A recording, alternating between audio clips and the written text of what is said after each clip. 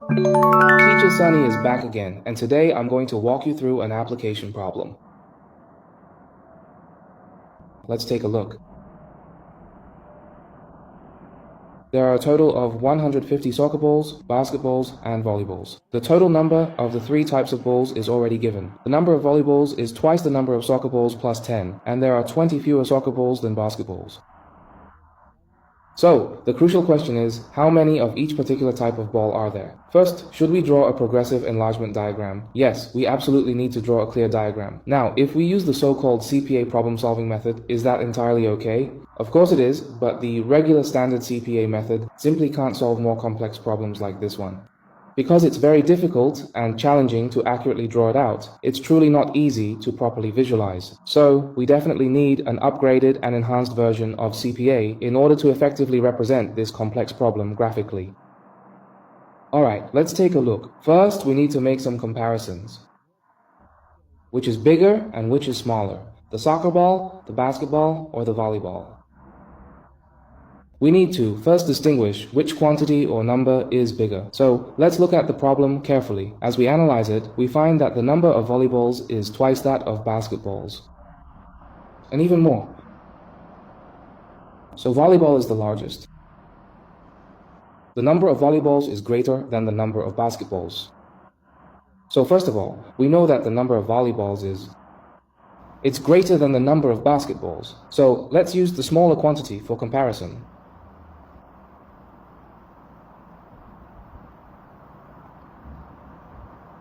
Basketball is actually quite a sport, you know. So, what about the popular sport of basketball? I'll use a simple geometric triangle to clearly represent the total number of basketballs. So, in this particular and illustrative way, volleyball is, okay. As for volleyball, it's twice the number of basketballs and even more, right? Twice as many plus 10 more. Now, if we compare soccer balls to basketballs, there are 20 fewer soccer balls. So we have soccer balls are still exactly 20 fewer in total number than the basketballs. So when we're carefully drawing the diagram here, do we truly need to clarify the specific people, the various things, and the important events? Let's make that very, very clear for them indeed. Okay, lay out the people, things, and events, and then combine the relationship between the number of people and the quantities to look at it together. Alright, from the problem statement, we already know that there are a total of 150 balls here. Alright, now the specific question is how many of each of the three types of balls there are. So from this diagram here, we just need to take this one. Basketballs, add volleyballs and soccer balls, all of them together. And the total number of balls in total is 150. So in other words, a single triangle represents for basketballs, then add volleyballs. And then add soccer balls. That equals 150. So we just really need to simplify this very part. First of all, let's now take this, another triangle. 1, 2, 3, 4. Precisely 4 distinct triangles.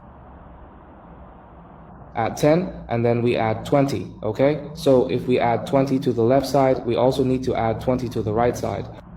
That way, everything stays balanced. So, in this case,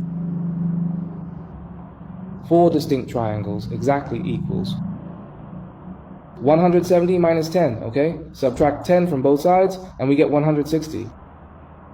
In other words, one triangle equals 160 divided by 4. So if we split it evenly among the 4 triangles, each triangle equals 40 balls.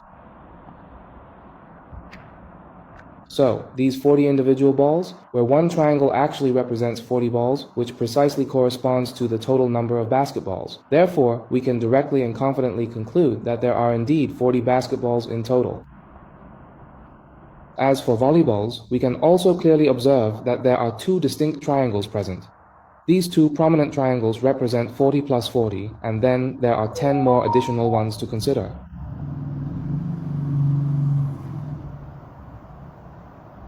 so that equals 90 in the end. What about soccer balls? Well, one triangle is 40, right? Then you subtract 20, so there are exactly 20 soccer balls. So now you can easily figure out the quantities of all three distinct types of balls. Did you get it? If you did, please give Teacher Sunny a like and follow. And please share this with more friends so we can all learn together.